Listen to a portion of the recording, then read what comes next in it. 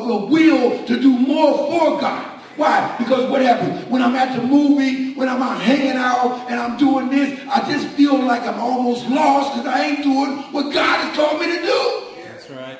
But when I'm in the hospital, when I'm in the convalescent home, I'm on my way to the jail, I'm in the street, I'm excited about God because it seems like everybody that passed my way, when I'm hearing the Spirit of God, it said, not by might nor by power, but I'm led by the Spirit. When I'm hearing the Spirit of God, I'm obeying the Spirit of God, and I see there's somebody on the receiving end that wants what I have to give out. He said, oh, taste and see that the Lord is good. He said, his mercy endures forever. His mercy endures forever. When I think about the lust of the eyes, the motivation of materialism, the things in this world that I have a desire to want. I want a better car because my neighbor got a better car. I want a bigger house because my neighbor got a house. He just moved to a bigger house. I want, and I want. But are these things that I desire anything that can help build up the kingdom of heaven? That's right. Is it to build up the kingdom of heaven? I just want to give a little church something. I'm going to tell you something. I quit my job in 2001, not by choice. I got injured. But when I quit my job, it's like I quit on Monday, and on Tuesday I was on the battlefield. I had my mind already made up. It's like I'm just going to transfer from one place to the next. And what I started doing is I was running one way, my mother was running another way, and I just knew one thing. I said, listen, there's only one thing I can do. I need to go pray for God's people. Amen. I think I made the biggest mistake that you could ever make. She talked about B.J. Crouch, Bishop Benjamin J. Crouch.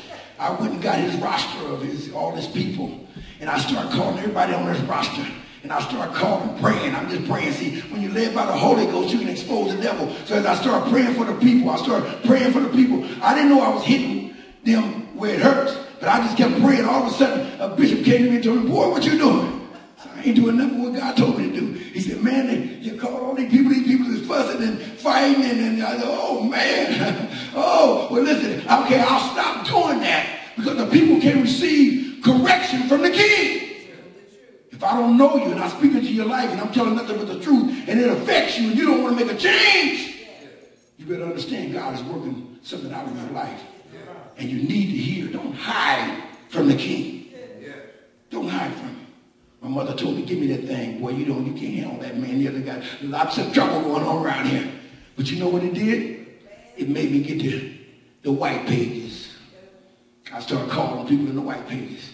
Got me some A's, got me some B's, on down to the C's. And I got cussed out, fussed out, mussed out. But you know what? It only took one person. They said, I've been waiting on somebody to call me. That's all it took was that one. 65 people can cuss me out. But one person said, I've been waiting. Give me the motivation and the energy to work that phone just a little bit harder. I'm telling you, God, he's telling us, don't hide from him. Now it's not the time to hide. Now it's not the time to have the lust of the eye. The pride of life. Don't worry about those things. Because it only takes this long for something to happen to you. And it's too late to get it right. We don't have the notion. We don't have the understanding. We don't know when God's going to come. He said, you not know the minute or the hour when he's coming back. If Adam and Eve would even imagine that God was going to see them naked, they would have never made the wrong choice. They would never have made the wrong choice. God's people now have no fear, no reverence of God. They're making the wrong choices and they're glad about it. They're jumping in and out of bed and they think that's the right thing to do. Huh? They think that's the right thing. Nobody sees because we got way away from home. Nobody knows what we're doing. But God was just leaning over on his throne, looking down. Say, I see you. I know what you're doing. You ain't hear nothing from me. He said, I knew you before you was in your mother's womb. Huh? See, you got to understand something. We're in a place right now where we got to have an urgency to be right with the king. We have to have an urgency to know that we know that we know that we know. I'm going to show you something. He said, I'm coming back for a church without a spot or a blemish or any such thing. It's people in the church, in the house of God, that's going to miss it. I'm going to tell you, every time I go out and I go to the hospital and I pray, it's unique how when you go to the hospital, you only go to see one person. And by the time you get to the door, you done seen 15 people. Why? Because God he has a need of you.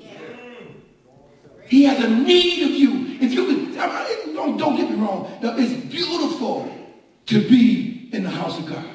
The fellowship among the brothers.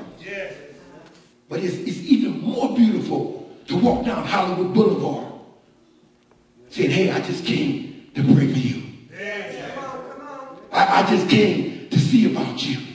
And they say, what you mean you come to see about me? God sent me to see about you.